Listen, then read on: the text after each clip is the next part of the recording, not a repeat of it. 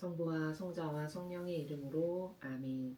예수님과 어머니 하나 되신 성심을 통해 신성하신 하느님 아버지의 피아스의 나라, 아버지를 완전히 빼어닮은 작은 태양의 나라에서 아버지께서 사랑으로 창조하신 천상천하의 온 우주 만물들과 그리고 천상의 모든 거룩한 이들, 성인 성녀들, 요셉 성인과 아버지께서 사랑하시는 모든 천사들, 그리고 이 지상의 아버지께 속한 소수의 선의 세력의 남은 자녀들, 연옥영혼, 낙태영혼, 나라를 위해서 희생하다 돌아가신 모든 의인들과 함께 아버지만이 마땅히 받으셔야 할 모든 감사와 찬미와 영광과 흠숭과 존경과 사랑을 전부로서 영원성으로서 무한성으로서 다 되돌려드리며 이 기도를 봉헌드립니다.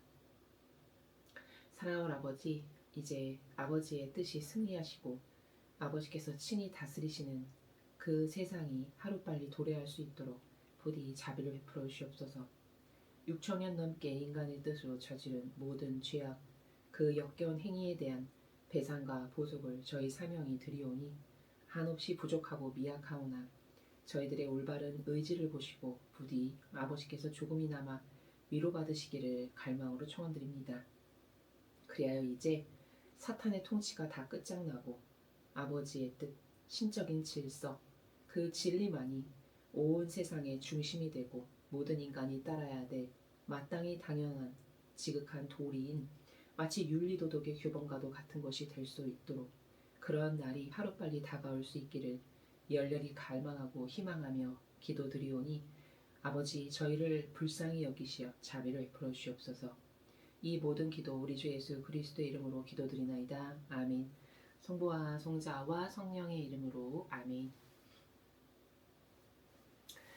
안녕하십니까. 하나님의 뜻성교의 피아소녀입니다. 먼저 저희 피아TV 방송을 시청하시는 모든 구독자분들께 새해 인사드리겠습니다. 하나님의 뜻 안에서 새해 복 많이 받으시고 올해 또 여러분께서 소망하시는 모든 일들이 다 이루어지시는 한 해 되시기를 축복을 드립니다. 새해 복 많이 받으십시오. 공교롭게도 이제 오늘부터 어제 구정 새해가 시작됐는데 오늘부터는 또 이제 제 수요일이 시작되고 있죠. 그래서 이제 오늘부터 예수님께서 인류를 위해서 아버지께 올바르게 반영하는 주님의 자녀들을 위해서 엄청난 배상과 보속으로 우리에게 다시 하느님의 뜻, 나라를 건설할 수 있는 희망을 갖게끔 해주신 아주 위대한 행위 중에 하나이셨습니다. 그 행위를 오늘 이 순간부터 여러분이 혼자 곰곰이 이런 어떤 진리를 듣고 난 다음에 그리고 매일 잠자리에 들기 전에 순환에 관련된 것을 혼자 조용히 곰곰이 곰씹으시면서 많이 생각을 해보시고 또 공부를 하시고 또 묵상을 하셔서 이런 위대한 고통과 배상과 보속의 행위에 나도 좀 동참해야 되겠다. 동참하는 것이 영예요 영광이다라는 그런 마음가짐을 새롭게 하셔서 이 사순 시기 동안 여러분이 일상생활에서 하실 수 있는 많은 다양한 희생과 극기, 배상과 보속의 행위를 아버지께 드리셔서 예수님과 성모님께서 지금도 고통스럽게 인류의 죄악을 끌어안으시고 쓴물을 삼키고 계시는 그 모든 고통을 조금이나마 덜어드리실 수 있는 여러분 되셨으면 좋겠습니다. 우리가 이제 고통에 대한 효용과 가치와 또 세상의 고통에 대한 오해가 굉장히 많죠. 그것을 싫어하고 피해야만 하는 아주 거추장스럽고 회피하고 싶은 것쯤으로 여기는 것이 보통의 인간적인 정신세계에서 살아가는 사람들의 가치관인데 여러분은 그리고 진리를 사랑하는 자녀들은 오히려 고통을 영예로 여기는 마치 이런 거죠. 어떤 세상적 비유로 든다면 아무도 가지 못하는 훌륭한 대학을 붙으면 막 영예로 여기잖아요. 세상 사람들도 그것과 똑같은 영예입니다. 사실은 그 고통을 내가 자원하여 그 하느님 아버지께서 그리고 사랑하올 어머니께서 지금도 받으시는 고통을 내가 조금이나마 덜어드린다. 그럼 그게 내가 살아있는 존재적 가치고 영예고 기쁨이지. 이것이 사실은 진실이라는 것이죠. 마치 세상의 부모가 자식이 너무 고통스러우면은 그 고통을 가만히 바라보고 있을 부모는 없죠. 본인이 자원해서 그 고통의 바다에 뛰어들어서 제가 받을 고통을 내가 대신 받아야겠다. 그걸 기쁨으로 여기면서 받지, 온갖 인상을 쓰고 죽상을 하면서 그 고통을 억지로 떠안는 그런 부모님은 안 계시죠. 예. 똑같은 고통인데 그럼 왜 어떤 사람은 그걸 죽상을 쓰면서 받아들이고 어떤 케이스는 오히려 그거를 기쁨으로 여기면서 행복하게 받아들일까요? 예, 그거는 사고방식의 차이입니다. 전자는 가치도 모르고 사랑이 없으니까 고통을 그냥 피하고 싶은 것으로만 여기지만, 후자의 케이스는 부모가 자식을 진정성의 나라에서 사랑하기 때문에 그 사랑한다는 단 하나의 이유만으로도 에너지가 나오는 거죠. 이겨낼 힘이 생기고, 오히려 내가 이걸 겪음으로써 이겨내서 저 사랑하는 사람에게 그게 덜어진다면 그게 기쁨. 예, 이런 겁니다. 그러니까 똑같은 현상을 두고도 사고방식, 즉 정신세계가 왜 중요하냐면, 어떤 정신세계에서 그 현상을 바라보고 내가 맞닥뜨리느냐에 따라서 완전히 동가서가 다르게 달라지는 것임을 여러분이 잘 인지를 하셨으면 좋겠어서 제가 이런 말씀을 드리는 것이고, 같은 맥락에서 본다면 우리는 하느님 아버지를 진실로 사랑하는 자녀들이지 않습니까?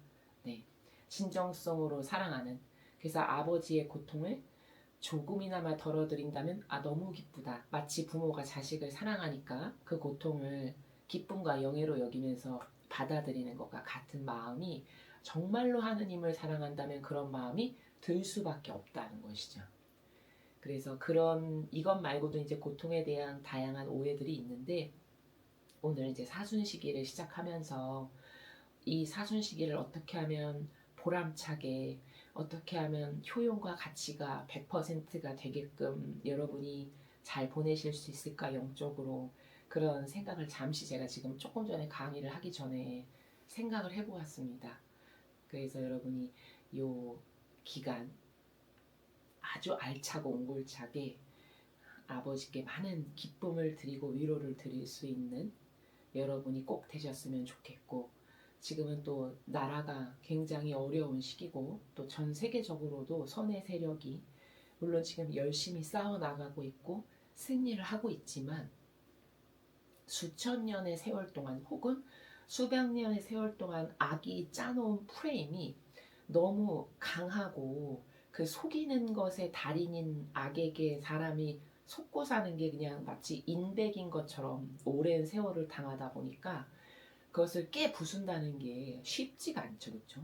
그래서 그런 여러 가지 작용 가운데에서 우리가 지금 처해 있는 현 시점에서의 해야 될 일들이 뭔지, 그리고 그렇다면 그것의 효용과 가치를 극대화시켜가지고 더 향기 그윽하고 더 좋은 양질의 효용과 가치를 내려면, 그런 아버지에 대한 진정성의 사랑의 나라에서 여러분이 매 일상생활에서 하실 수 있는 작은 것이건 큰 것이건 모든 희생을 기쁨으로 여기면서 하시는, 그래서 이 희생을 오늘도 아버지께서 인류 때문에 받으시는 고통과 모욕과 치욕과 역겨움, 예수님과 성모님께서 고통과 모욕과 치욕과 역겨움을 지금도 받고 계시는데 그것을 제가 덜어드리는 마음으로 이 고통을 사랑하여 끌어안고 극복합니다. 제가 받아들입니다.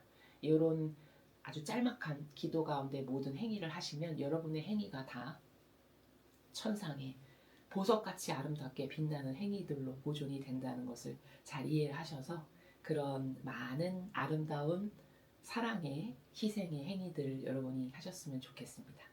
자, 그러면은 오늘은 이제 여호수아기도 이제 막바지로 우리가 달려가고 있는데요. 오늘은 18장, 19장, 20장의 내용을 좀 한꺼번에 묶어서 살펴보고, 이 여호수아기 18장에서 20장까지의 내용에서 우리가 알아야 될 하느님과의 우리 인류의 관계성에서 알아야 할 것은 무엇인가에 대해서 함께 곰곰이 살펴보도록 하겠습니다.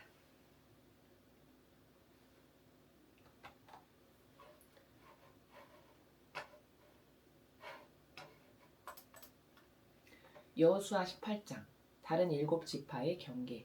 베냐민.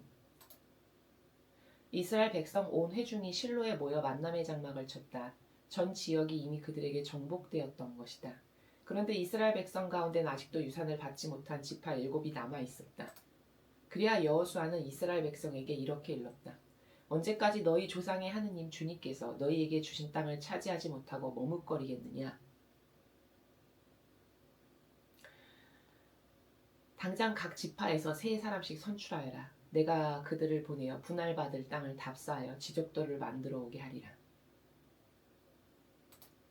그들은 그 지역을 7몫으로 나누는데 유다는 그대로 남쪽 자기 영토를 차지하고 요셉 가문은 그대로 북쪽 자기 영토를 차지할 것이다. 너희는 그 땅을 7몫으로 나누어 지적도를 만들어 가지고 여기 나에게로 가져오너라. 그럼 내가 우리 하느님 주님 앞에서 추첨을 하여 너희의 몫을 결정해 주리라. 레위 사람들은 너희들과 어울려 한몫받지 못한다. 주님을 섬기는 사제 직분이 그들의 몫이기 때문이다. 가드와 루벤과 므낫세 지파 절반은 주님의 종 모세에게서 받은 대로 요르단강 동편을 유산으로 받았다. 이리하여 그들은 길을 떠났다. 지적도를 만들려고 떠나가는 그들에게 여호수아가 명령하였다. 너희는 그 지방에 가서 답사하며 지적도를 만들어 그것을 나에게 가져오너라. 내가 여기 실로에서 주님 앞에서 추첨을 하여 너희 몫을 결정해 주리라.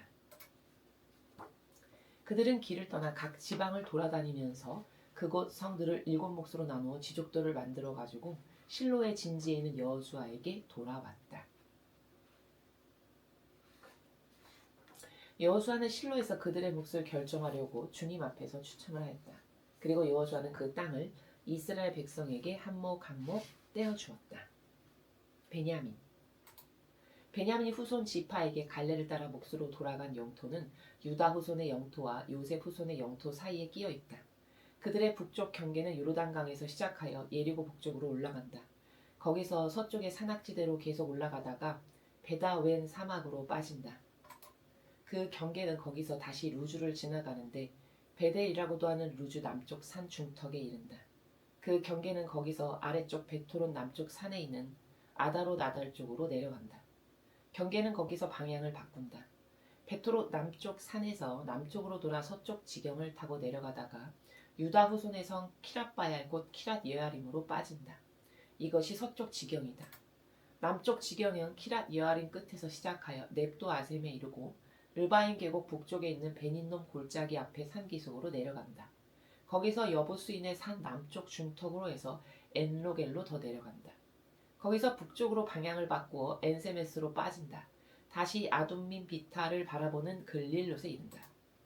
다시 베다라바에서 북쪽으로 쳐다보이는 산 중턱을 지나 아라바에 이르렀다가 루벤의 아들 보안의 바위로 내려간다. 경계는 거기서 북쪽으로 베토글라 비타를 지나 마침내 짠무로스 북쪽 물구비 요르단강 남쪽 끝으로 빠진다. 이것이 남쪽 경계이다. 요르단강이 그 동쪽 경계선을 이루고 있다. 이상이 베냐민 후손이 갈레를 따라 차지한 유산의 사방 경계선이다. 베냐민 후손 지파가 갈레를 따라 차지한 성은 아래와 같다. 예리고, 베토글라, 에베크시스, 베다라바, 스마라임, 베델, 아윈, 바라, 오브라, 그바람모니, 오브니, 게바 이렇게 12성과 거기 딸린 천막촌들 또 기브온, 라마, 부에롯, 미스베, 그비라, 모사, 레켐, 이즈부엘, 다랄라, 셀라, 엘렘, 여부스곳, 예루살렘, 기브랏, 키랴 이렇게 14성과 거기 딸린 천막촌들 이것이 베냐민 손이 갈레를 따라 차지한 유산이다. 주님의 말씀입니다. 하나님 감사합니다. 계속해서 여호수아기 19장 함께 읽어보도록 하겠습니다. 19장 시므온, 즈불룬, 이사갈, 아셀, 납달리, 단. 시므온 둘째 몫은 갈레를 따라 시므온 후손 각 지파에게 돌아갔다. 그들의 유산은 유다 후손의 유산 한복판에 들어있다.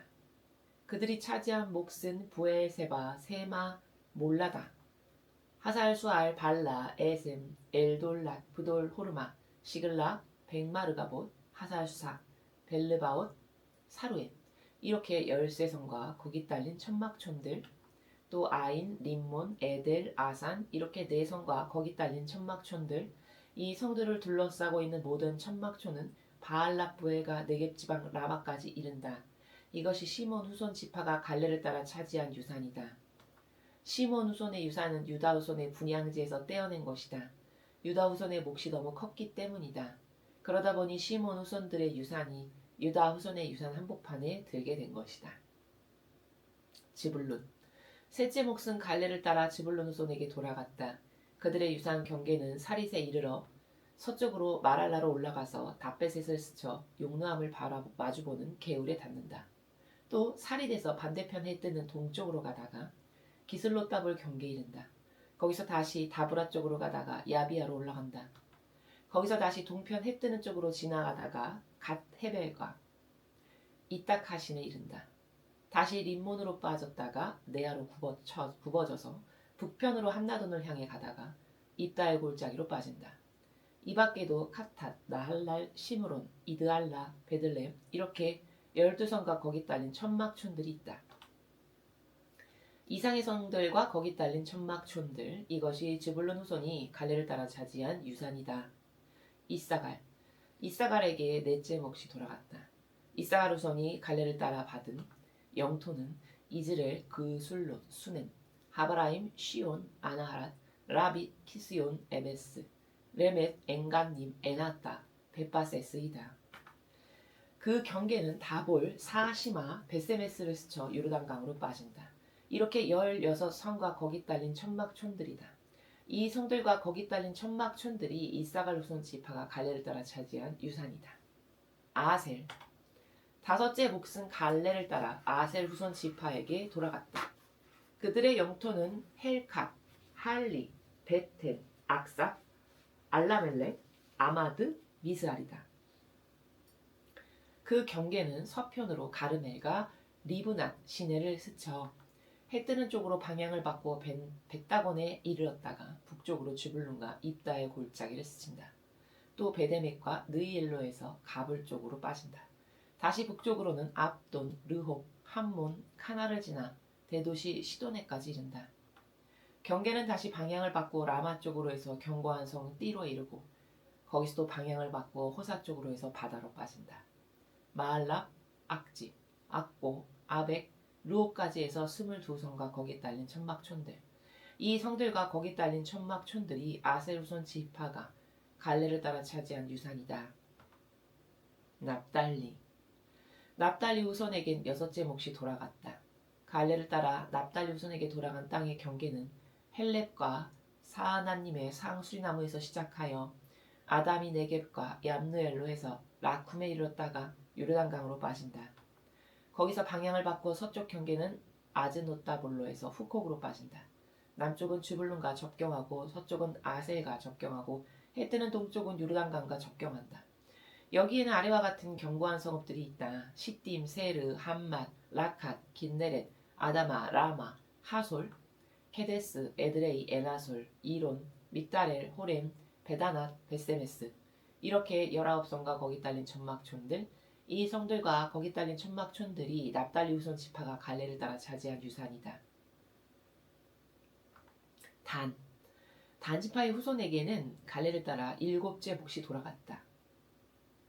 그들이 유산으로 차지한 영토는 소라, 에스다올, 이르세메스, 사알라핀, 아얄론, 이들라, 엘론, 딥나, 에크론, 엘드케, 깁돈, 바알랏, 여훗, 브네브락, 갓림몬, 메아르콘, 라콘, 그리고 요빠 맞은편 지역까지다. 그러나 단 후손의 영토가 좁아서 모두 살 수가 없었다. 그래서 단 후손은 레셈으로 쳐올라가 칼로 무찌르고 그 성을 차지하고 살게 되었다. 그리고 레셈을 단이라는 조상의 이름을 따서 단이라 불렀다. 이 성들과 거기 딸린 천막촌들이 단지파의 후손들이 갈레를 따라 차지한 유산이다. 이렇게 하여 각 지역을 따라 땅 분배를 마쳤다. 그리고 나서 이스라엘 백성은 자기들이 받은 유산에 눈의 아들 여호수아도 한몫 끼게 했다. 주님의 지시를 따라 그들은 에브라임 산지에 있는 딥나세라 성을 여호수아의 소원대로 그에게 주었다. 여호수아는 그 성을 재건하고 거기에 정착하였다. 이상이 실로에 있는 만남의 장막 문간 주님 앞에서 사제 엘르아잘과 눈의 아들 여호수아와 이스라엘 각 지파 각 가문의 어른들이 추첨을 하여 나는 유산이다. 이리하여 땅 분할은 끝났다. 주님의 말씀입니다. 하느님 감사합니다. 여호수아기 20장 도피성. 주님께서 여호수아에게 이르셨다. 이스라엘 백성에게 이렇게 일러라. 내가 모세를 시켜 말한 대로 도피성들을 지정하여라. 자기도 모르는 사이에 실수하여 살인한 사람이 피신할 성들을 지정하여라. 그 성읍들을 살인자가 피살 자의 안갚음을 할 근친에게서 벗어나 피할 곳으로 삼아라. 그런 살인자는 그 성읍들 가운데 어디에든지 피신할 수 있다. 그러나 우선 성문 앞에 멈추어 서서 성읍 장로들에게 사실을 진술해야 한다. 그러면 그 성읍에 그를 받아들여 함께 살 곳을 주선해 줄 것이다. 피살자 안갚음을 할 근친이 쫓아왔을 경우에도 그 살인자를 그의 손에 내주어선 안 된다. 그는 한 동족을 죽이긴 했지만 일찍이 그를 미워한 일이 없이 실수로 살인을 저질렀기 때문이다. 그 살인자는 심판을 받으러 회중 앞에 출두하기까지 거기 머물러 있을 수 있고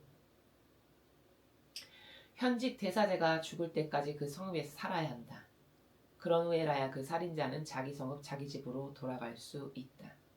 도망 오기 전에 살던 성읍으로 돌아갈 수 있는 것이다. 그리하여 그들은 갈릴리와 납달리 고원 지대에는 케데스를, 에브라임 고원 지대에는 세겜을, 유다 고원 지대엔 헤브론이라고 하는 키랏 아르바를 떼어냈다. 요르단강 건너편 예리고 동쪽에서는 루벤 지파에서 고원 사막 지대에 있는 베셀을, 가드 지파에서 길르앗에 있는 라못을, 므낫세 지파에서 바산에 있는 골란을 지정하였다. 이것이 온 이스라엘 백성과 그들 속에 들어와 몸붙여 사는 사람이 누구든지 실수로 살인했을 경우에 피신하도록 지정된 성읍들이다. 그들은 회중 앞에 출두하기까지 피살자의 안갚음을 할 근친의 손에 죽어서는 안 된다.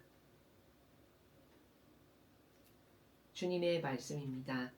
하느님 감사합니다.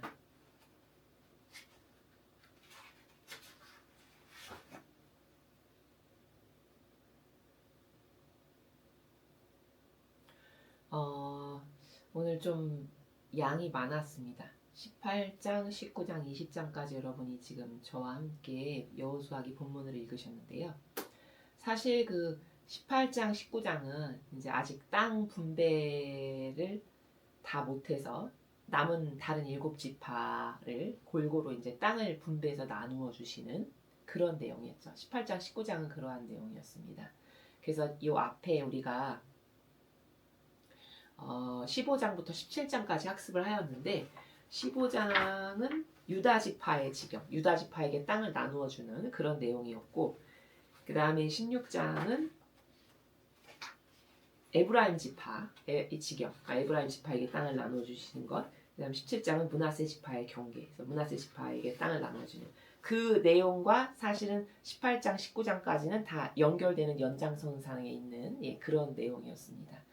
이제 정복해서 들어갔고 이스라엘 백성들이 가나안 땅에 그 정복해서 들어간 땅에 이제 정착하고 살아가면서 각각의 지파에게 아버지께서 그 각 지파의 고유성에 걸맞게끔 아버지의 신적인 질서 가운데에서 공정하게 땅을 분배해서 나누어 주시는 내용을 살펴왔습니다.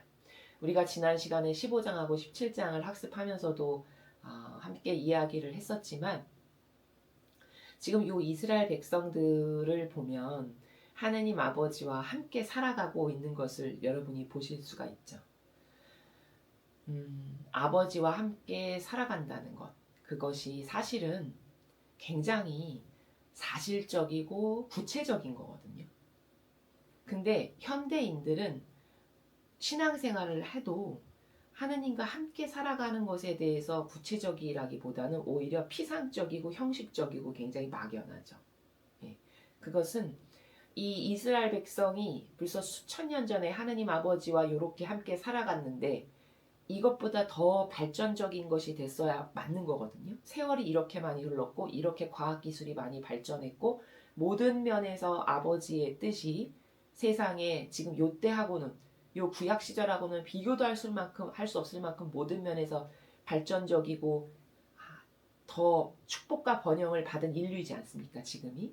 그런데도 불구하고 하느님하고의 관계성은 더 발전적인 것이 되었는가 아니면 후퇴하고 퇴보했는가 이런 것을 살펴본다면 더 후퇴하고 퇴보한 것이 맞지 라고 인정할 수밖에 없는 누구나 지금 이런 상황인 거죠. 영적인 우리의 처지가. 그것은 사실 잘못된 것이고 올바르지 않은 것은 뭐 말할 필요도 없는 것이고 그럼 왜 그렇게 된 것인가?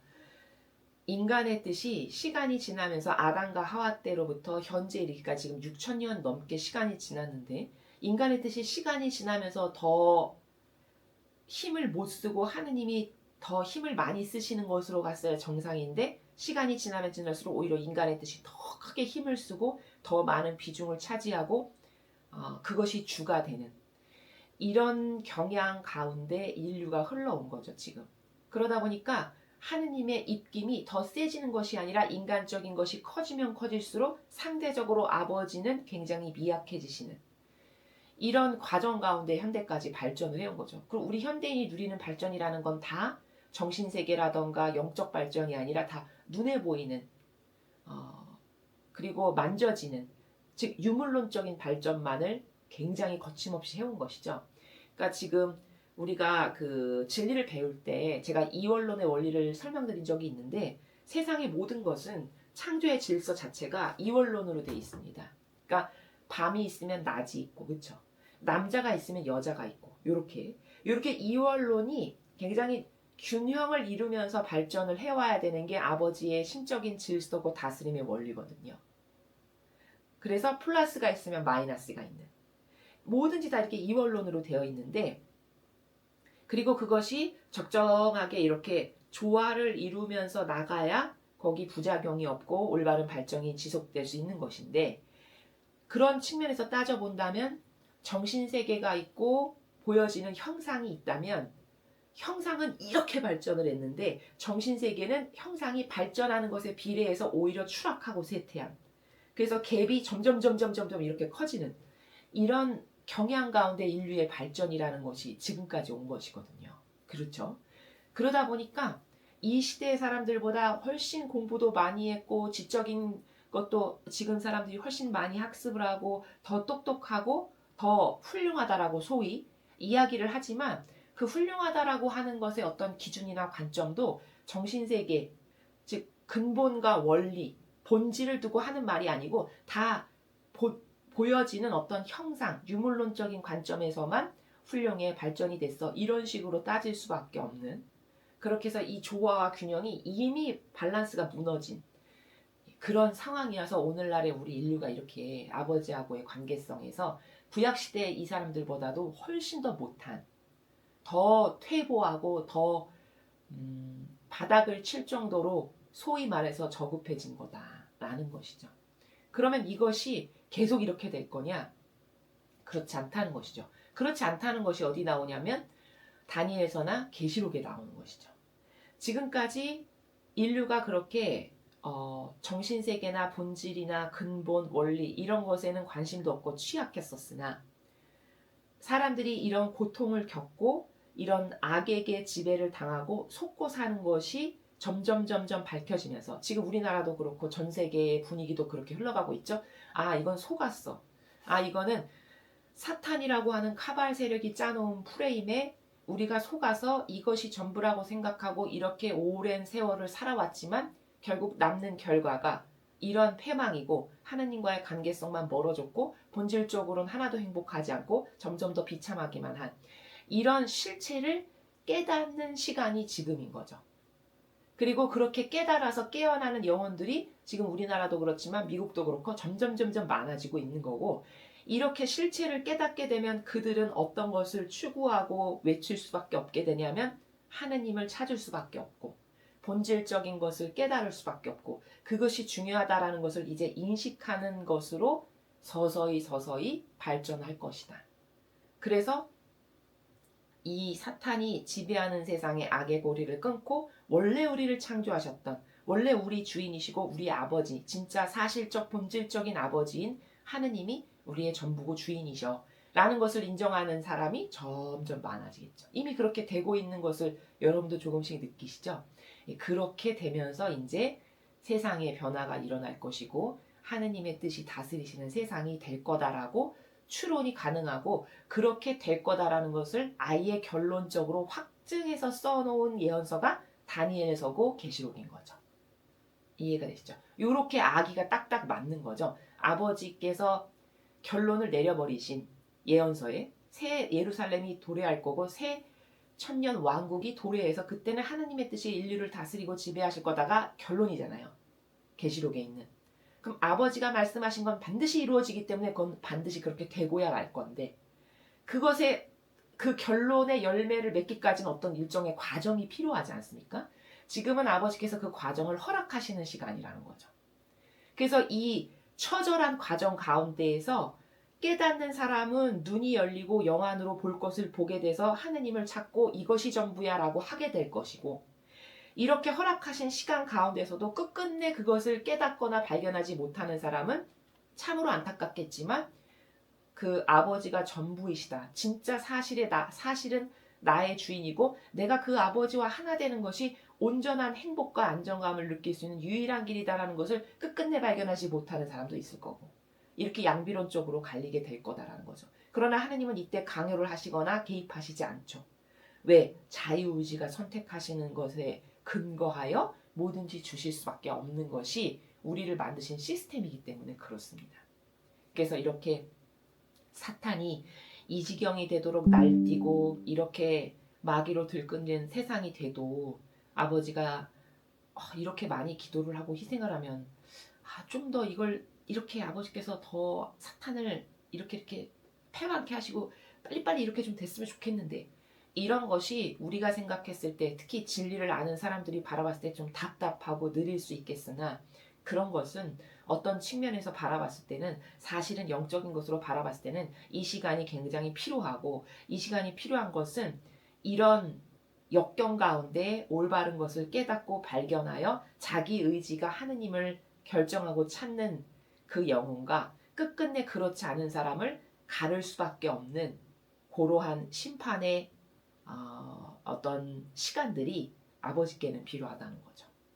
그래서 지금이 중요한 시대라는 거고요. 이해되시죠? 예. 지금까지는 이제 원론적인 얘기를 제가 여러분에게 드린 것이고 하느님과 함께 살아가는 것의 어떤 중요성이라던가 불구하고 왜 이렇게 어려운 시간이 우리들에게 있는가에 대한 원론적 얘기를 한 거고 그럼 결과는 뭐냐? 결국 우리가 이렇게 진리를 깨닫고 세상의 악이 득세해서 영혼을 패망케 하는 일련의 많은 과정들을 겪고 보면서 너무 고통스럽잖아요. 그래서 끊임없이 우리가 추구하는 게 아버지 제발 어서 와서 다스려주세요. 아버지가 다스리시는 세상에서 단 하루를 살아도 1분을 살아도 그런 세상에서 살아보는 게 저의 소원입니다. 저는 진짜 그렇게 갈망을 하거든요. 정말 제가 하느님이 다스리시는 온전하게 다스리시는 그 세상에서 단 1분만이라도 살아봤으면 좋겠습니다. 제가 100년, 1000년을 사는 것보다 이 악이 득세한 세상에서 100년, 1000년을 사느니 저는 아버지께서 다스리시는 세상에서 1분 살다 죽으면 그게 훨씬 기쁨이고 만족이고 행복함입니다. 이렇게 기도를 합니다. 그게 진실이거든요. 여러분도 그런 갈망의 나라에서 꼭 많은 기도를 하셨으면 좋겠고 우리가 하느님과 함께 살아가는 것이 영혼에게 가장 큰 기쁨이고 즐거움이고 소망이고 희망이고 유일한 어떤 바라는 것이다 라는 것에 대해서 요만큼의 추호의 의심도 없는 그런 진정성의 마음이 되신다면 여러분은 이미 성공한 사람들이고 영적으로는 이미 복받은 하나님께로부터 많은 은총과 축복을 받으신 분들입니다. 세상에 80억 명의 인구가 있지만 그 진실을 깨닫는 사람이 여러분 많을까요? 글쎄요, 저는 거의 없을 거라고 생각합니다. 그게 성당을 다닌다고 깨달을 수 있는 것도 아니고요. 그렇다면 뭐 신앙생활을 하지 않는 세상 사람이라고 해서 그거를 저 사람은 깨달을 기회가 없어. 그렇게 치부할 수도 없고요. 이것은 순전히 하느님께로부터 은총을 받아야만 아버지께서 그 영혼의 올바른 반향이나 올바른 의지를 보시고 은총을 주셔야만 그런 갈망도 할 수 있는 거고 그런 깨달음도 얻을 수가 있는 거거든요. 그러니까 순전히 이건 은총을 받아서만 깨달을 수 있고 발견할 수 있고 갈망할 수 있는 것들이기 때문에 그런 면에서 또한 하나님께 감사를 드려야 하고, 제가 여기 이렇게 한 문장으로 써놓은 것은 하나님과 함께 살아가는 것을 구현하는 것이 자신의 영혼에게 가장 유익이 되는 길인데 과연 이것을 몇 퍼센트의 진실과 진정성으로 깨달을까라는 것이 중요하다라는 진실입니다. 지금의 인류는 이런 것과 같아요. 어떤 아이가 있는데 그 아이가 엄마 밑에서, 부모 밑에서 고생 하나 해보지 않고 아주 풍요 가운데 부족한 것 없이 잘 살았다고 해보죠. 근데 그 아이가 이제 중학생이 되고 고등학생이 되다 보니까 엉덩이에 뿔이 나서 부모 밑에서 그렇게 모든 것을 하나도 부족함 없이 풍족하게 잘 살았는데 이제 이게 좀 식상해졌어. 이게 엉덩이에 뿔 났다고 제가 표현하는 게 그 나라거든요. 식상해져서 좀 이런 것 없이 새로운 걸 좀 만끽해보고 싶은데 이렇게 해서 집을 나갔다고 해보죠. 그렇게 해서 집을 나가서 뭔가 자기의 욕구와 자애심과 이기심과 사욕과 욕망과 자기가 육적으로 원하는 것들만을 끊임없이 쫓으면서 살다 보니까 결국은 패배자가 되고 낙오자가 되고 불구자가 돼서 우리 부모 밑에서 내가 살 때는 내가 이런 것에 대해 전혀 아쉬움과 부족함을 못 느끼고 잘 살았는데 내가 이렇게 나와서 내 잘난 맛에 멋대로 살다 보니까 오히려 더 불행하구나. 이것을 깨닫기를 바라셨고 하느님은 지금 인류는 그걸 깨닫고 있는 과정 중에 있는 거죠. 그리고 그거를 진정성으로 깨달은 사람은 다시는 그런 일을 하지 않겠죠. 그러니까 하느님은 강요를 하지 않으세요. 성경의 중요한 원리 중에 하나가 뭐냐? 하느님의 사랑은 강요를 안 한다는 거예요. 오히려 얘가 완벽하게 깨달아서 바닥을 친다. 그러면 바닥을 치고 나서는 다시는 같은 실수를 하지 않겠죠. 처절하게 깨달으면 깨달을수록 그렇겠죠. 오히려 그걸 깨닫기를 바라서 가만히 놔두십니다. 그러면 깨달아서 다시 돌아올 때는 본인이 그런 고통을 통해서 깨달은 거기 때문에 다시는 같은 실수를 안 하겠죠. 인류는 지금 이런 게 필요해요. 그래서 아버지는 이렇게 사탄이 날뛰어도 어떻게 보면 가만히 놔두시는 측면이 있다는 거죠. 그럼 제가 지금 말한 이 스토리가 성경에 여실히 나옵니다. 누구 이야기냐고요? 돌아온 탕자가 딱 그렇습니다. 맞습니까? 예. 돌아온 탕자가 지금 인류와 같은 케이스로 가고 있는 거예요. 근데 탕자는 행복한 사람인 게 바닥을 쳐서 깨닫고 돌아오잖아요. 아버지 집으로. 근데 80억 명 인구 중에 다 그렇게 돌아올까는 의구심이 든다는 거죠. 그렇죠? 예. 그 80억 명 중에 몇 명이나 돌아올까? 극소수만 돌아와도 아버지는 그들을 가지고 데리고서 새 시대를 시작하십니다. 하느님의 다스림은 원래 그러하세요. 그럼 이제 나머지는 서서히 물감 물들듯이 새파란색이 요만큼 있었는데 그것이 놔두면 점점 옆으로 퍼져나가면서 물들게 되죠.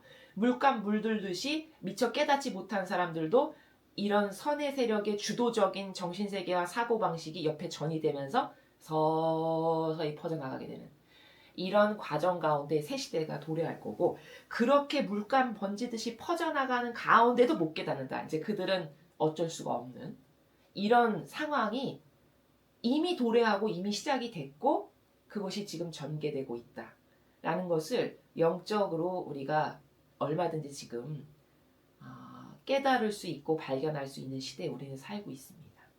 그래서 바닥을 치고 고통 가운데 하느님에게서 떠나갔을 때 얼마나 처절하고 비참한가를 몸소 깨달은, 그래서 하느님이 전부야. 아버지가 우리의 전부고 유일한 희망이시고 그 아버지 사랑이 그리워. 그 아버지의 품 안에서 살았던 때가 너무 행복했던 거구나. 이걸 통해서 제가 전반부에 기도드린 것처럼 계속 제발 다스려 주십시오. 아버지 잘못했습니다. 깨닫지 못해서 이렇게 어리석고 멍청하게 하느님이 얼마나 우리를 사랑으로 창조하시고 온갖 좋은 것이란 좋은 것은 다 마련하셨는데 그 역겨운 자아를, 그 사탄 마귀의 역겨운 속성을 우상처럼 떠받들면서 한평생 그 자아의 종으로 살았으니 저는 정말 아버지 앞에 잘못했습니다. 이것을 해서 돌아온 이런 영혼이 탕자와 같은 거죠. 그런데 그 탕자를 아버지께서 너 왜 그런 식으로 했어? 이런 말 한마디 없이 회개한 것으로 됐다라고 여기시고 아주 기쁘게 받아들이시죠. 지금 이런 과정 가운데 인류가 있습니다. 이제 조금 인류의 거시적 그 흐름이 좀 보이시나요? 네. 그래서 우리는 참 어리석죠. 인간이란 존재가 똑똑한 척, 잘난 척은 다 하지만 실제적으로 인간이 그렇게 똑똑하고 잘났냐? 그렇지 않거든요. 영적 세계에서 봤을 때 사실 정직하게 말하면 인간보다 주인에게 충직한 개가 훨씬 낫습니다. 그렇지 않나요? 여러분 개가 자기의 뜻 따르나요? 거기 역겨운 자아를 가지고 배아를 가지면서 삽니까? 그렇지 않죠. 개는 특히 어떤 종이 훌륭한 개는요 굉장히 주인에게 충직하죠. 주인이 하라는 대로만 올바르게 반영합니다. 이게 종이 좋은 양질의 종에게서 나온 그 강아지를 보면 그런 것을 우리가 많이 볼 수 있잖아요. 오히려 그게 피아제 질서로 충직한 생명체의 반향이고 아름다움인 거거든요. 근데 인간은 그것만도 못하잖아요.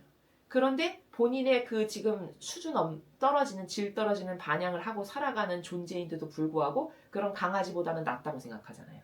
그렇죠? 굉장히 아이러니한 거고 착각이 심한 거죠.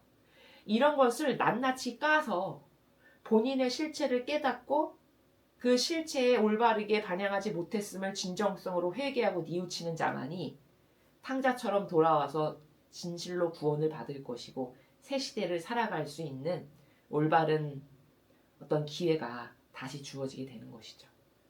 그래서 우리는 아버지랑 함께 살아가는 것을 지금은 이런 구약 시대보다는 훨씬 업그레이드된 차원에서 구현해서 살아가야 되는 게 지극히 마땅하고 당연한 시대거든요. 그렇게 지극히 마땅하고 당연한 시대인데 나는 그렇지 못하다. 그렇다면 나에게 있는 다양한 오해들, 지금 시대가 이렇게 흘러가고 있고 그 가운데 사탄에 의해서 변질된 우리들, 그리고 그 사탄의 실체를 점점 깨닫고 눈이 벗겨지면서 아, 이게 진짜고 하느님이 진짜 이렇게 우리를 사랑하시고 아버지의 다스림은 억압이 아니고 제약이 아니라 부모가 자식에게 좋은 것을 주기를 인간도 원하지 않습니까? 그렇죠? 그럼 하느님은 어떠실까요? 인간보다, 그런 부족한 인간보다 훨씬 더 하시겠죠. 근데 부족한 인간은 그 자식에게 좋은 것을 줄 때 그 방법마저도 신적이지 않아요. 뭐 강요를 한다던가 자신의 뜻을 거기 섞어서 준다던가 이런 다양한 부작용이 있지만 하느님은 절대 그러시질 않거든요. 그러니까 얼마든지 아버지는 전지전능하시니까 야 이건 틀렸어 이렇게 해야 돼 라고 우리를 강제주의적으로 이렇게 이끄실 수도 있지만 얼마나 자유의지를 존중하세요. 그러니까 지금 수천 년 동안 인류가 완벽하게 깨닫고 바닥을 쳐서 아버지께로 자기가 알아서 회개하고 뉘우쳐서 자발적 자유의지가 원해서 돌아오기만을 기다려서 지금 이렇게 오랜 시간을 인내하면서 기다려주시는 거거든요. 6천년이 넘는 시간 동안에.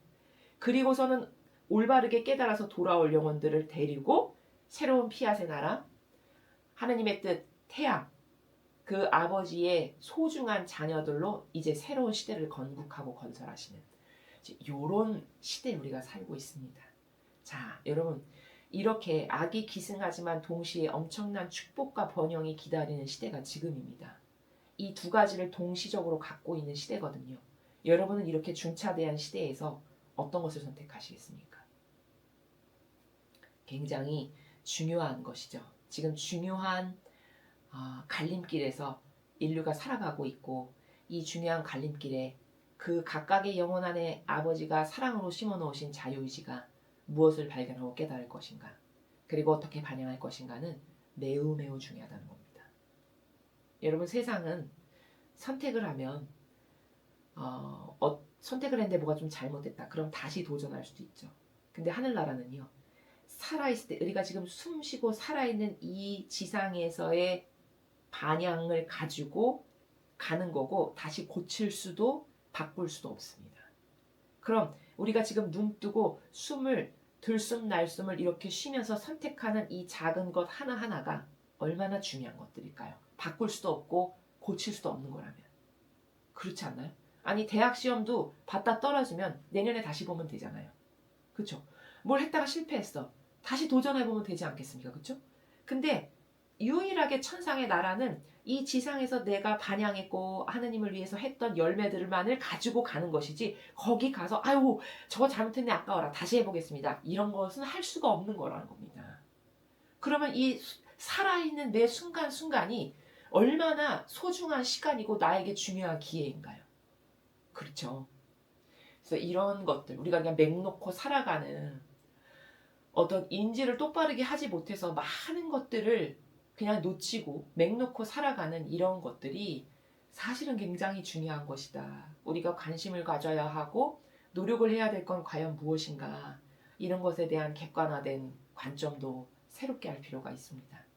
그래서 하느님과 함께 살아가는 것이, 이 구약 시대에는 아버지랑 함께 살아가시기를, 아버지가 일일이 땅도 다 각각의 지파에 맞게끔 너는 여기, 너는 여기를 갖고, 너는 여기를 갖고, 너는 좀 부족한 것 같아. 그럼 그들이 저 성을 쳐서 부족한 것을 더 가질 수 있게끔, 그 부족한 부분을 메꿀 수 있게끔 또 배려도 하시고, 이런 다양한 사랑의 배려가 보이죠. 이게 함께 살아가는 거거든요.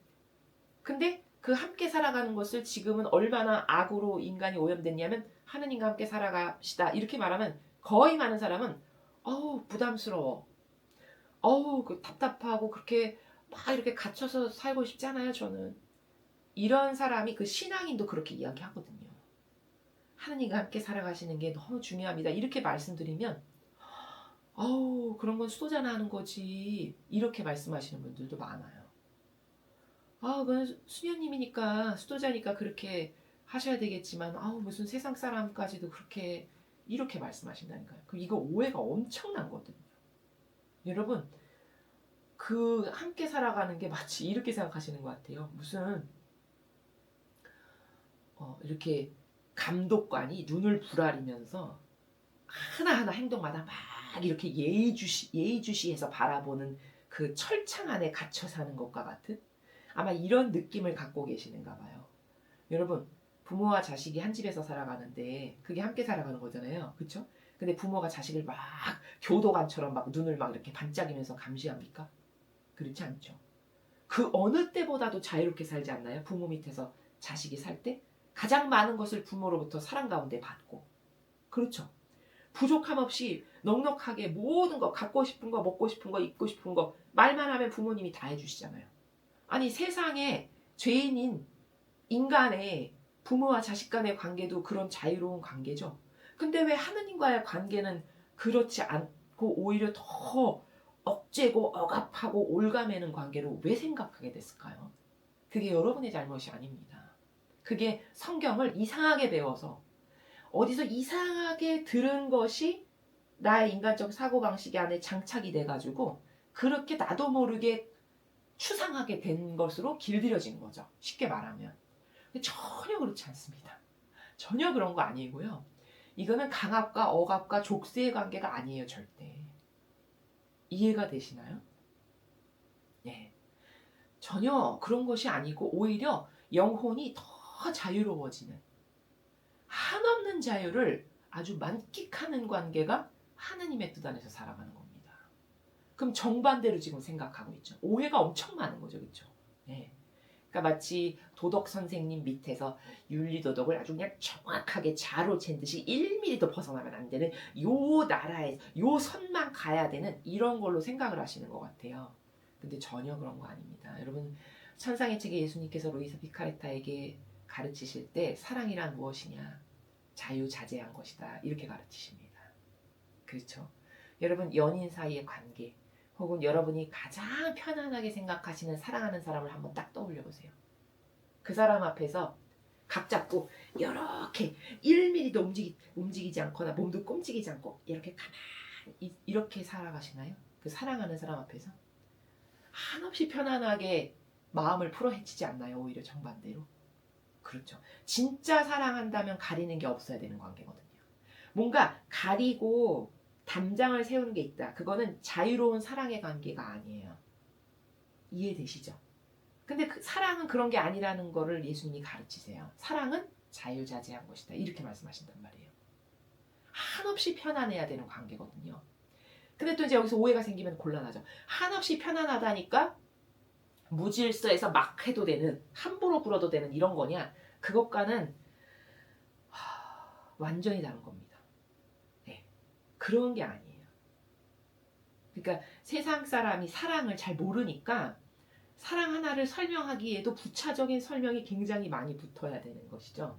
그래서 자연법에서 그나마도 가장 비슷한 것을 빗대어서 제가 말씀을 드리는데, 하느님과 함께 살아간다는 것은 사랑으로 완전히 하나 되는 관계고, 그 사랑으로 완전히 하나 되는 것은 너무나도 편안한, 너무나도 영혼 자체가 그 안에서 안식과 진정한 평화를 누리는 관계지, 거기 마치 교도관의 눈 아래에서 살아가거나 윤리 도덕 선생님 밑에서 요 선을 반드시 걷지 않으면 너는 큰일 나고 단죄받는 것과 같은 이런 관계가 아니라는 겁니다.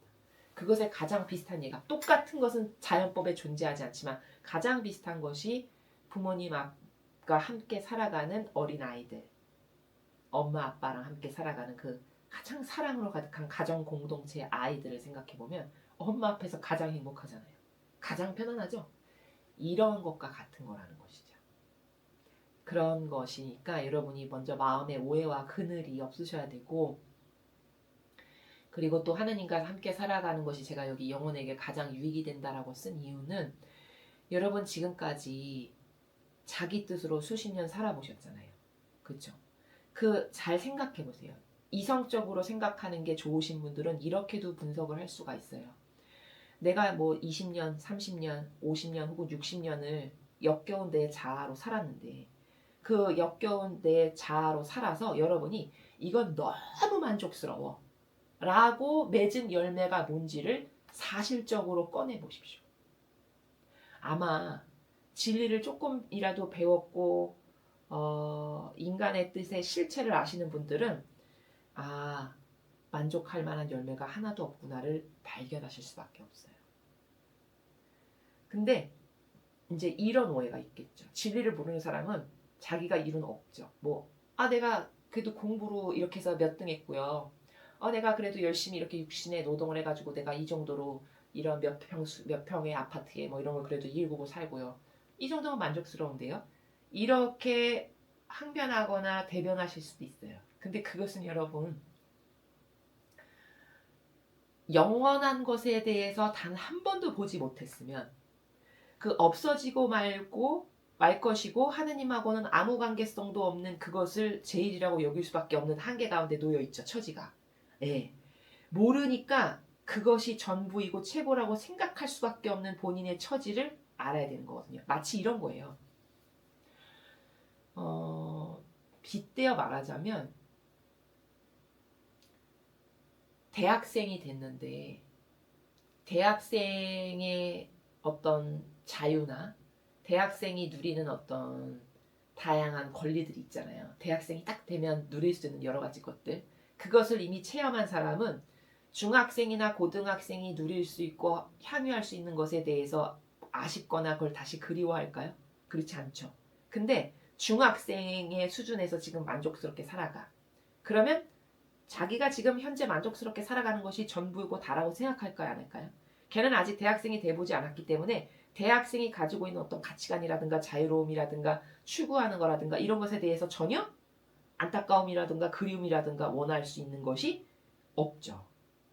마치 이런 차이와도 같다고 볼 수 있어요. 그러니까 하위 차원에서는 그것이 다하고 전부라고 생각할 수밖에 없겠으나 상위 차원에서 여기를 바라봤을 때는 쟤는 뭐 저런 걸 가지고 만족을 느껴. 이런 거죠. 여러분 고등학생이 인형 없다고 해서 웁니까? 인형 본인이 가지고 놀던 거 없다고 해서 울거나 그것 때문에 떼쓰지 않죠. 네. 그런데 초등학생 애한테 혹은 유치원 아이가 내가 전부라고 여기는 인형이 사라지거나 그게 어떤 파손이 됐어. 그럼 걔는 울까요, 안 울까요? 걔는 엉엉 울겠죠. 그럼 둘 차이는 뭔가요? 정신세계의 차이죠. 정신세계의 차이입니다. 정신세계가 높아지면 높아질수록 이 아래 단계가 얼마나 미미하고 보잘것없는지를 깨달을 수밖에 없는 것이 자연법에서도 이렇게 입증이 되잖아요. 그렇죠? 마찬가지로 아버지랑 함께 살아가는 것이 본인에게 가장 안전한 길이고 만족스러운 것이고 희망이라는 것을 인간적인 것에 완전히 뿌리 깊이 살아가는 사람은 알 도리가 없겠으나 조금이라도 진리를 깨닫고 발견하고 진리에 맛들이고 그 향기에 취한 사람은 아, 이것은 너무 불만족스러워. 내 인생이 여기에서 만족해서 끝난다? 아, 나 그럴 순 없지. 이럴 걸 깨달을 수밖에 없다는 겁니다. 이해되셨죠? 예. 여러분이 그런 것을 좀 발견하신다면 이렇게 하느님과 함께 살아가는 것이 부담이 아니고 정말 엄청난 축복이고 아, 내가 인간으로 태어나서 아버지랑 함께 살아가는 것을 구현했다. 그럼 세상에 왔다 간 보람이 있는 겁니다. 그리고 아버지께서 세상에 태어나게 하셨는데 아, 태어나시게 한 보람이 나는 그래도 있었다. 라고 자부할 수 있을 만큼이라는 것이죠. 그래서 하느님과 함께 살아가는 것에 대한 많은 오해들이 인간에게 있는데 그것은 정말 잘못된 오해이고 그 하느님과 함께 살아가는 것은 억압이거나 강요거나 족쇄이거나 막 불편한 것을 억지로 감수해야 되는 것이거나 이런 것이 전혀 아니라는 겁니다. 이것에 대해서 여러분이 조금 더 많은 폭넓은 이해를 하셔서 이제 정말 새해가 됐으니까 올해는 여러분이 아버지랑 함께 살아가는 것을 구현을 하시고 거기서 오는 큰 행복과 기쁨과 만족감이 무엇인지를 발견하실 수 있는 그런 한 해가 되셨으면 좋겠습니다. 자, 그러면 이제 18장, 19장도 그렇게 하느님과 함께 살아가면서 이 백성이 땅을 나누어 받는 그런 내용이었으니까 거기까지는 뭐 특별히 추가로 말씀드릴 게 없고 새로운 게 이제 20장이거든요. 20장에 대한 내용만 좀 살펴보겠습니다. 제목이 도피성이죠. 그래서 20장은 간단한 내용인데 이런 거잖아요. 이제 어떤 사람이 어떤 죄를 저질렀어요. 근데 그 사람이 일부러 그런 게 아니라 여기 3절에 자기도 모르는 사이에 실수해서 누구를 죽였어. 그러면 이런 경우에는 그 사람을 보호해줘라. 최소한의 기본권을 이런 말씀이죠. 네, 그게 오늘 이제 도피성을 만들어라. 그래서 각각의 지파마다 이 지파는 도피성을 여기다 하나 만들고 이 지파는 여기다 만들고 이렇게 만들어서 그 어떤 지역에서 그런 일이 일어났을 때 우발적인 그러니까 고의로 한 것이 아닌 경우였을 때는 그를 그 도피성에서 살아갈 수 있게끔 최소한의 인간으로서의 기본권을 유지하면서 살아갈 수 있게끔 누가 도와야 된다. 이런 말씀이시죠. 그러니까 오늘 이 20장의 내용을 보면은 여러분 이렇게 맥락을 같이 합니다. 이걸 보면 그러니까 세상에도 교도소가 있죠. 네. 물론 교도소라는 곳은 죄를 저질렀을 때 그 죄값을 받아야 마땅한 그런 죄값을 받아야 마땅한 것에 해당해서 교도소에 가는 경우가 있어요. 그런데 어떤 측면에서는 교도소에 갔을 때 보호가 되는 측면도 어떤 부분에서는 있죠. 예, 그런 다양한 다중적 의미를 가지고 있는 것이다라고 볼 수 있다는 것이죠. 그리고 그 교도소에 가서 이런 측면도 있죠. 긍정적인 걸 찾아본다면 거기서 고통의 시간을 보내면서 회개하고 돌아설 기회를 아버지는 항상 어떤 영혼에게끔 다시 주시는 이런 기회도 거기 동반된다는 것이죠.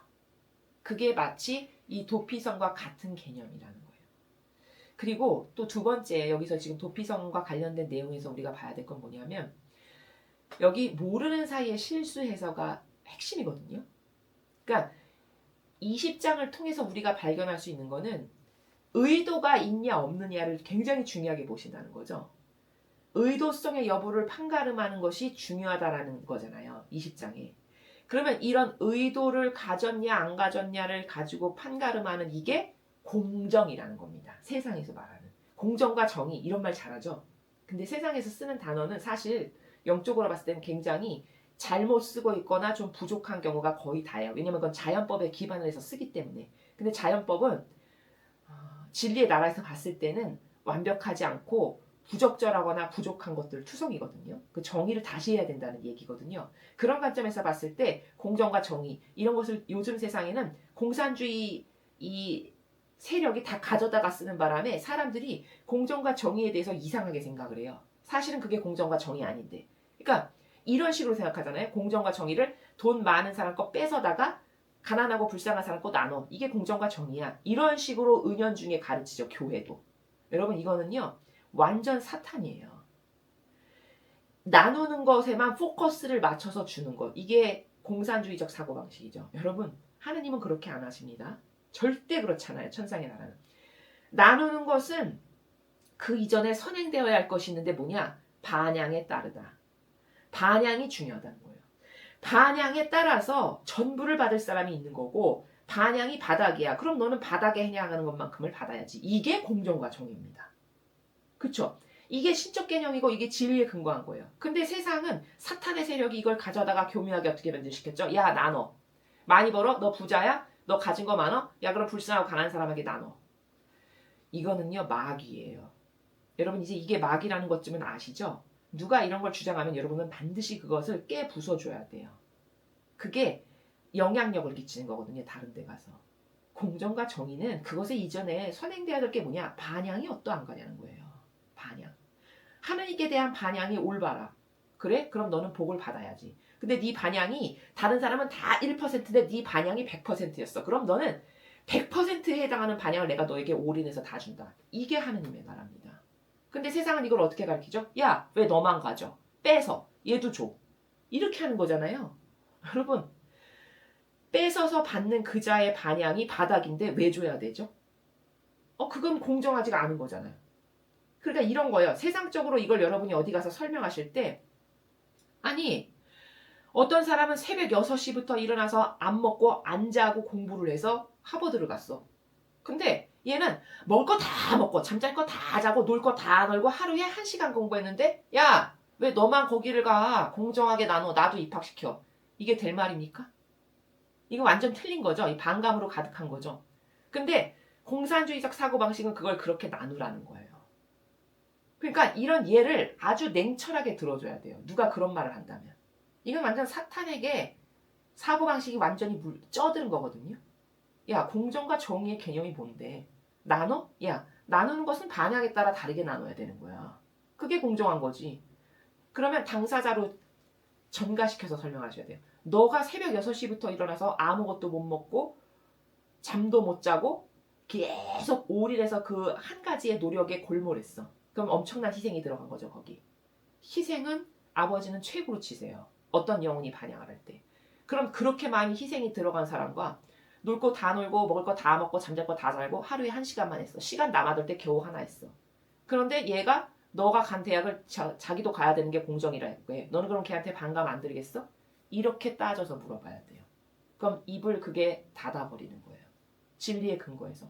그럼 그거는 아마 공정하지 않다라고 너가 그런 처분을 받게 된다면 너는 그거 안 따지겠어? 이렇게 물어봐야 된다니까요. 그럼 할 말이 없겠죠. 그렇죠? 그건 공정이 아니라는 거예요. 근데 다 똑같이 나눠. 이거는 그것과 같은 거잖아요. 이건 완전히 반감이 드는 거죠. 근데 하느님은 그렇게 안 하신다니까요. 누가 반향을 100으로 했어. 그러면 나는 얘한테 올인하고 몰빵해서 얘한테 다 준다. 왜? 얘는 반향을 100으로 했으니까. 이게 천상의 나라입니다. 이게 공정한 거예요. 이해되셨죠? 여기 오늘 도피성에서 의도성을 가지고 판가름하는 것, 그것이 또한 공정이라는 거예요. 이해되시죠? 그러니까 이 20장은 원리의 나라에서 하나의 문장으로 정의한다. 그럼 아버지는 의지만 보신다. 이겁니다. 우리가 천상의 책에서도 매일 배우죠. 하느님은 뭐만 보신다? 의지를 보신다. 겉에 드러나는 표양은 안 보세요. 왜? 그건 얼마든지 속일 수 있는 것이니까. 겉으로 막 친절하고 상냥하고 너무 예의 바르고 아름다운 것 같이 처신하고 이런 것은 속일 수 있는 것이 다분하죠. 겉에 보이는 형상은. 그러나 그 마음의 속 의지만큼 속일 수가 없잖아요. 그쵸? 그러니까 아버지는 나는 의지만 본다. 라는 거예요. 그것과 같은 나라에 지금 20장의 도피성이.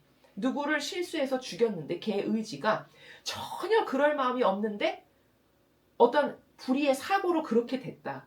그럼 그의 의지는 그럴 마음이 전혀 없는데 불의의 사고로 된 것이니까 당연히 어떤 목숨이 희생이 된 것은 대단히 안타까운 일이겠으나 그의 의지가 의도성이 없으므로 그의 최소한의 요것은 보호해줘라. 이게 공정하다는 거죠. 그래서 오늘날에도 이 하느님의 근본적 원리가 이 하느님의 사랑의 손길이 아직 이렇게 악으로 타락한 세상에도 투영되어 있음을 우리가 발견할 수 있는데 어디서 발견할 수 있냐? 여러분 형법에 보면은 미필적 고의라는 단어가 나와요. 한 번쯤은 들어보셨죠? 미필적 고의를 따지는 게 있어요. 근데 그 미필적 고의를 굉장히 중요하게 형법에서 보거든요.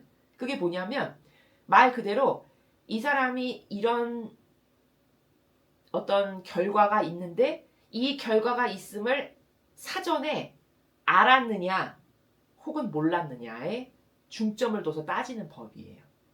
그러니까 100% 알지는 못했어도 100% 예상을 하지는 못했어도 내가 이러한 행위를 하면은 이렇게 될 거야 라는 것을 의식적으로 알고 있었는가 몰랐는가에 따라서 미필적 고의가 있냐 없냐를 따져서 그 형량을 정하거나 이렇게 하는 게 형법에 우리나라에 있죠.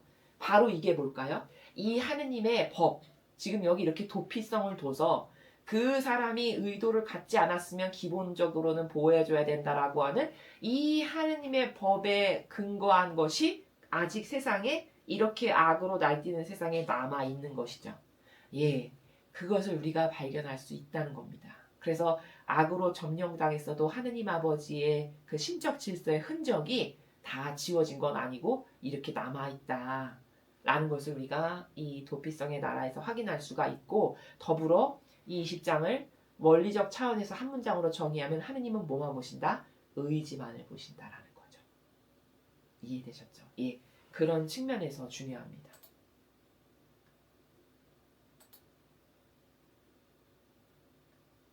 근데 얼마나 사랑이 넘치시냐면 여러분 여기 이런 부분 있죠. 그 살인자는 의도를 갖지 않았으나 누군가가 죽었어 자기 때문에 심판을 받으러 회중 앞에 출두하기까지 거기 그 성에 이렇게 보존돼서 머물러 있을 수가 있고 심지어 이렇게 표현하시죠. 현직 대사제가 죽을 때까지 그 성읍에서 살아야 한다. 그러니까 그 이 시대는 대사제가 다스리고 모든 것을 하던 시대니까 그 사제가 임기가 있어. 살아있을 때까지 임기를 계속 한다라고 하면 임기를 가지고 그 성을 다스리는 그 기간까지는 계속 그 성읍에서 살아야 된다. 이거는 왜 그렇게 한 걸까요? 그를 보호해 주려고. 그 사제가 저 사람은 일부러 한 게 아니라 어떤 실수로 인해서 우리 그 도피성에 이런 사람이 하나 있지라는 걸 인지하고 있을 거 아니겠어요? 그럼 인지하고 있는 그 사제가 있을 때는 살아있을 때까지는 이 사람은 안전하죠. 왜? 누군가가 그를 공격할 수 없게끔 미연의 방지가 가능하잖아요. 이 사람이 인지를 하고 있으니까. 그러니까 보호하기 위해서 그 사제가 죽을 때까지는 죽기 전까지는 너는 계속 그 성읍에서 살아도 된다. 살아야 된다. 그래서 그를 보호하게끔. 안가품을 가지고 이 사람을 죽이려고 하는 사람이 얼마든지 있을 수 있잖아요. 그렇죠? 그 손길에서부터 보호하려고 이렇게까지 섬세하게 하시는 거죠. 네. 이제 이런 것을 우리가 여기 곳곳에서 느끼실 수가 있다라는 겁니다. 예, 오늘 우리는 그 전반부 18장 19장에서는 하느님과 함께 살아가는 것이 무엇인가에 대해서 여러분 저와 함께 학습을 하셨습니다. 아버지랑 함께 살아가는 것이 이 시대는 반드시 구현해야 되는 일이고 여러분이 그것에 오해가 있으셔서 부담스러워 그렇게까지 해야 돼 라는 것은 순전한 사탄이 지금까지 우리를 진리를 깨닫지 못하게 하려고 짜놓은 프레임에서 우리가 살다 보니까 갖게 된 오해다. 그것이 전혀 아니라 사실 진리 안에서 살 때만이 우리가 완성이 되고 아버지랑 함께 살 때만이 본연의 나를 진짜 찾을 수 있게 되고 그것이 가장 안전하고 행복한 길이다. 그것을 성경에도 나와 있고 천상의 책에도 나와 있지만 관점이 없어서 못 보는 거다라고 제가 말씀드렸고 그럼 성경이 어디 나오냐? 그게 돌아온 탕자의 케이스가 완벽하게 오늘 우리가 배우는 케이스에 들어맞는 경우죠.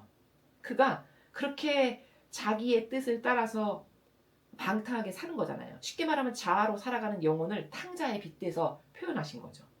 근데 그렇게 자아로 열심히 충직한 종으로 살다 보니까 그냥 망했잖아요. 남은 거 하나도 없고. 그쵸?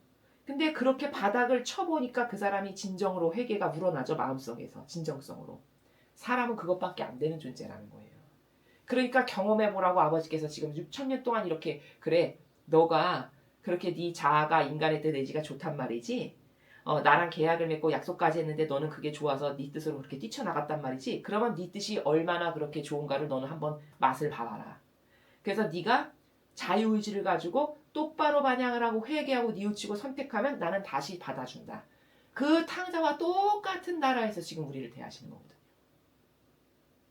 그러면 지금 나의 처지가 어떻고 내가 지금 어떤 오해가 있으며 하느님과 함께 살아가는 것이 그 탕자가 아버지의 집에 살 때 부족한 거 하나 없이 너무나 행복하고 기쁘고 늘 충만했는데 그렇지 못함을 절벽으로 떨어지고 바닥을 내쳤을 때나 깨달아서 진정성으로 돌아오죠.